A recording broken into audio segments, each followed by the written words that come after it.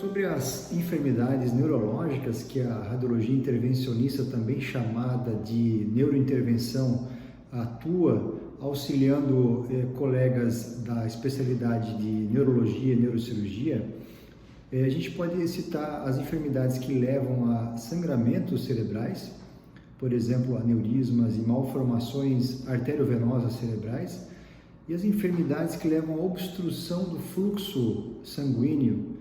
A gente pode citar, por exemplo, a doença aterosclerótica, que leva a entupimento, a obstrução da circulação cerebral. E a radiologia intervencionista, a neurointervenção, auxilia em muitas situações pré-cirúrgicas também. Por exemplo, auxiliando não só o neurocirurgião, mas também os colegas da cirurgia de cabeça e pescoço ou otorrinolaringologia a realizar procedimentos para reduzir a irrigação de uma tumoração, de um tumor que venha a ser operado, que necessite ser embolizado, reduzida a irrigação do tumor para que o sucesso da cirurgia seja o melhor possível. Então, procedimentos pré-operatórios de neurocirurgia ou de região de cabeça e pescoço também são procedimentos em que a neuroradiologia intervencionista auxilia. Não se atendo apenas a cérebro e cabeça e pescoço, a gente deve lembrar também que o sistema nervoso central envolve todo o canal medular, então todo o canal da coluna vertebral, onde há também enfermidades do sistema nervoso central, por exemplo, as malformações arteriovenosas, que também são palco aí de procedimentos de radiologia intervencionista. A gente costuma resumir, para facilitar um pouco o entendimento, em métodos que realizam obstrução ou entupimento, chamados oficialmente de embolizações. As embolizações levam à obstrução de estruturas anormais. A gente falou antes dos aneurismas cerebrais, das malformações arteriovenosas cerebrais, duas doenças que são submetidas a entupimento ou embolização. As embolizações basicamente se utilizam de materiais de controle que a gente costuma visualizar muito bem através de métodos de radioscopia, utilizando radiologia, utilizando radiação ionizante. A gente consegue em tempo real ver esse material e controlar o destacamento ou a sua liberação. Seriam as micromolas de platina e os materiais embolizantes líquidos. A gente fala de materiais adesivos ou também das colas líquidas que, em contato com o sangue, se solidificam e levam à obstrução e à interrupção da passagem do sangue.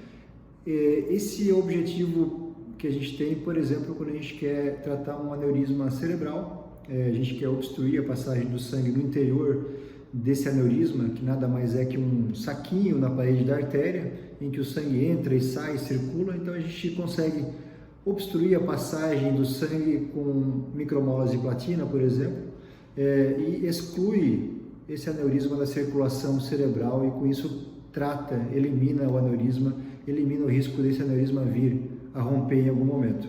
Da mesma forma, as malformações arteriovenosas.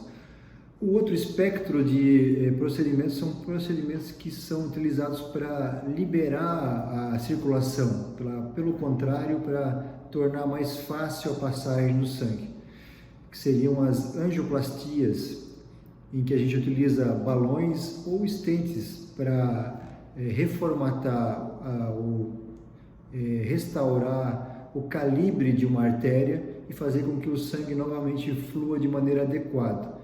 Muito mais frequente a gente fazer do que no cérebro, é mais frequente a gente fazer na região do pescoço, muito frequente, uma doença muito prevalente, tão prevalente quanto a doença coronariana, as carótidas. Então essas obstruções são causas frequentes de AVC por isquemia, por obstrução. Então é a angioplastia carotídea, que a gente cita como exemplo aí de um procedimento de abertura, de restabelecimento do calibre de uma artéria, que seriam chamadas de angioplastias cerebrais.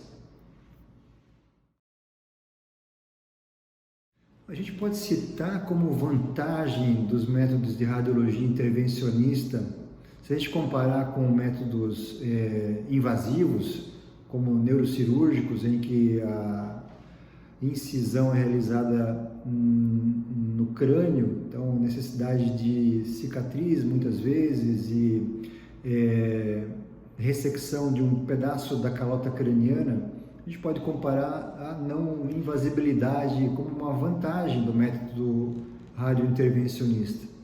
Nós utilizamos geralmente o acesso pela artéria da virilha, o acesso pela artéria femoral, com uma necessidade de realização de pontos não existindo. A gente não precisa dar ponto nenhum, nem mesmo nesse orifício que a gente utiliza para entrar pela artéria na virilha. E com isso a gente tem o risco de infecção pós-cirúrgico praticamente zero, tá? É um risco muito baixo.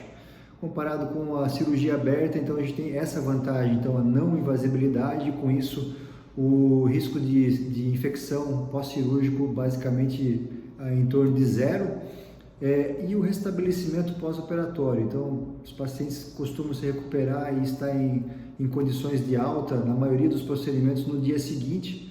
A gente permanece com o paciente, em geral, um dia no hospital internado, e no dia seguinte, após tratar um aneurisma cerebral ou tratar uma malformação arteriovenosa, uma doença complexa de difícil tratamento e correção por cirurgia aberta, a gente, em geral, conta com um dia de internação, no máximo 2, e o paciente pode retornar para casa.